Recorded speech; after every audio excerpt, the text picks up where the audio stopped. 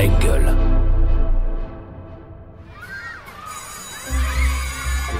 Quand j'étais petite, je voulais être... Quand j'étais petit, je voulais moi, être... quand j'étais petite, je voulais faire... Alors, moi, quand j'étais petite... Petit, moi, je voulais être... J'ai toujours eu envie Petit, je voulais être... Bonjour, qu'est-ce que c'est joli cette présentation. Merci beaucoup. Merci à toi d'accepter cette invitation, de faire partie des nouveaux enfants, d'Allons Enfants. On va commencer, si tu le veux bien, par le commencement, ce fameux 7 mai 1976.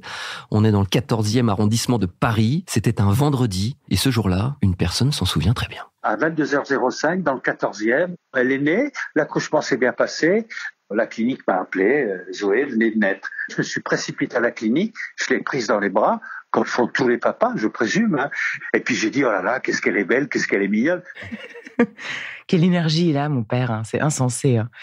Oui, enfin, il est gentil, parce que dire que j'étais très jolie, bon, évidemment, c'est parce que c'est mon papa, parce que je pense que j'étais très vilaine. Bébé, les photos que je vois, j'étais moche. Et je pense que j'ai beaucoup plus pleuré que ri, en réalité. Alors, à l'origine, ton identité exacte, c'est Zoé Mito Nicolazo d'Alinval.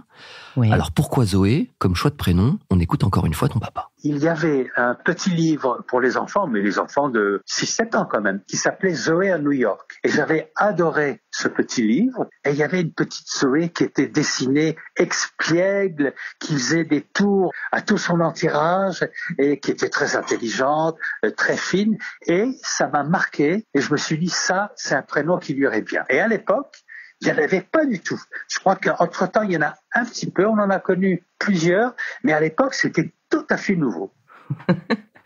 Il y a quelque chose, oui, d'espiègle, effectivement. Je comprends tout à fait. Oui, d'original. Moi, j'ai pas aimé. Quand j'étais petite, je voulais m'appeler Stéphanie, Nathalie. Et puis finalement, avec les années, oui, j'ai apprécié d'avoir un prénom un petit peu différent comme ça. Surtout quand j'ai appris que ça voulait dire la vie.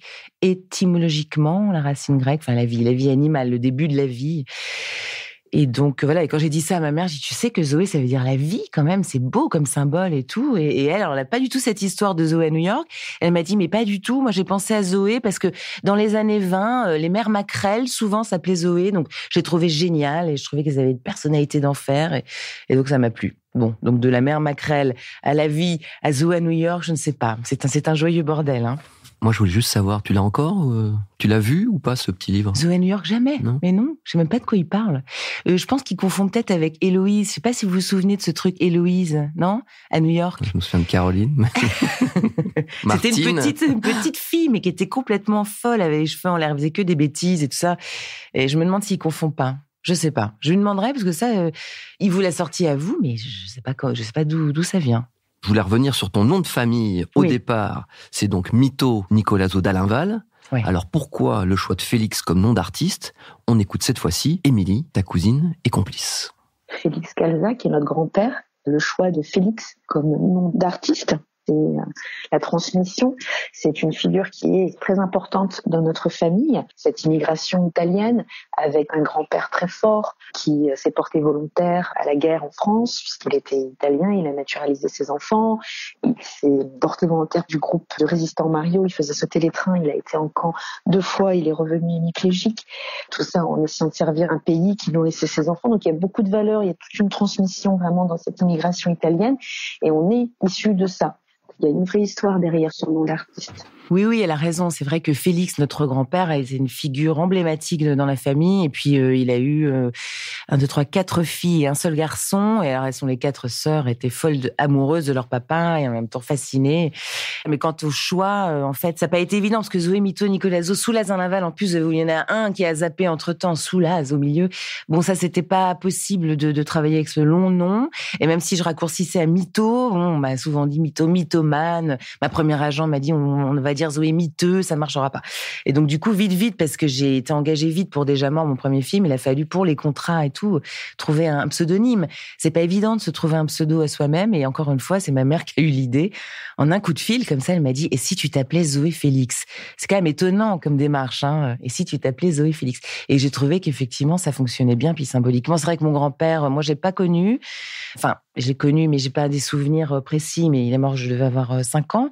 Mais je sais qu'un jour, j'ai retrouvé une photo de lui dans les affaires de la famille et tout, et que je l'ai accroché au-dessus de mon lit comme ça, encadré, et qu'à partir de ce moment-là, j'ai noué une relation, enfin si j'ose dire avec lui, en tout cas, je sais pas, j'ai pensé à lui avant de dormir, je lui parlais, je faisais des petites prières. Forcé de constater qu'en tout cas, il est là, il est présent, il nous accompagne. Alors, qui dit enfance, dit école. Tu es donc allé, on va y arriver, d'abord à cette école élémentaire Keller dans le 11e, puis au collège Charlemagne, enfin au lycée Saint-Sulpice, où tu obtiens un bac L, option art plastique. Globalement, l'école, quel souvenir tu en gardes, quel rapport tu as avec la scolarité? Oh, avec la scolarité, je suis très moyenne, il y a rien à dire de particulier. J'ai des souvenirs très forts de mes maîtres et maîtresses. Je me suis attachée à des personnalités. Je me souviens de Monsieur Madoumier, Monsieur Passalacqua, Madame Neveu, Monsieur Meyer. Enfin, j'ai des profs comme ça qui m'ont, enfin, je sais pas, je buvais leurs paroles. Mais c'était au-delà de ça. C'était comme un prolongement presque de la famille. Je sais pas, je me sentais en sécurité avec des gens j'étais émue de voir qu'ils donnaient, qu'ils transmettaient, qu'ils m'apprenaient des choses. Et sinon, j'étais très littéraire. Enfin, j'étais très très bonne en rédaction, en dictée, tous ces trucs-là où il fallait écrire, hein, parce que j'ai toujours écrit depuis toute petite. Et ça, c'est un truc oui qui m'intéressait beaucoup. Qu'il fallait écrire les rédactions, les poèmes, les dissertations après la philo et tout. Ça a été vraiment c'est là où je me suis sentie le plus épanouie, en tout cas dans ma scolarité. Tout le reste, c'était plus compliqué. Bon, moi, on m'a dit que t'étais quand même plutôt une bonne élève. Ah, et effectivement, très sensible, apparemment. T'étais effectivement même capable de quasiment pleurer quand une maîtresse te félicitait devant tes camarades de classe. Oui, alors ça, c'est vrai que oui, je me souviens de la directrice qui venait, parce que moi, j'ai connu l'époque, je sais pas, Romain, si tu l'as connu aussi, où on avait des carnets, donc à la fin du trimestre, et la directrice de l'école venait distribuer les carnets, et donc on venait au tableau, et on avait le petit commentaire et tout ça. Et c'est vrai que moi, pendant mes années de primaire, j'étais une excellente élève, c'est vrai. Et du coup, elle me félicitait systématiquement, alors j'en avais des bonbons et des images. Ouais. Et systématiquement, je pleurais. Et je me souviens avec mes poings comme ça. Et tout le monde me disait, mais pourquoi tu pleures alors qu'on te fait des compliments incompréhensibles? Je sais pas pourquoi. Alors là, on me touchait peut-être qu'on m'apprécie tout d'un coup, qu'on m'aime bien. Je pense qu'il y a un truc comme ça. L'idée d'être bien aimé, quoi. C'est une question que je pose souvent dans Allons enfants. Il est où, justement, aujourd'hui, cet enfant, selon toi, dans tes envies, dans tes intentions, dans ce que tu souhaites aujourd'hui mettre en place dans ta vie? Je pense qu'il est là. Il est là bientôt. Je vais accoucher là bientôt de cet enfant. Non, mais c'est ça. Je pense qu'il est là. Je pense que c'est une création, un enfant. Enfin, je pense que c'est une création, un enfant. Quelle belle phrase. Merci Zoé. Très intéressant. Non, mais c'est vrai qu'on peut créer de mille façons. En tout cas, ce qui me concerne, moi qui n'ai pas d'enfant, voilà, je peux assimiler cette création-là à mon enfant, quoi. Oui, l'enfant que je voudrais mettre au monde. Mais bon, j'ai pas forcément besoin de passer par tous ces symboles-là. Moi, en tout cas, je pense que moi, j'ai une part d'enfance qui existe encore, qui est très importante. Mais j'ai l'impression, comme nous tous, c'est toujours ce qu'on va chercher. On va chercher dans l'enfance à comprendre, on va chercher des référents et puis on essaie de savoir ce qu'on répète en fait de l'enfance qu'on n'a pas encore intégré en tant qu'adulte. On tend à vouloir être adulte en même temps. Enfin moi, hein, pour ma part.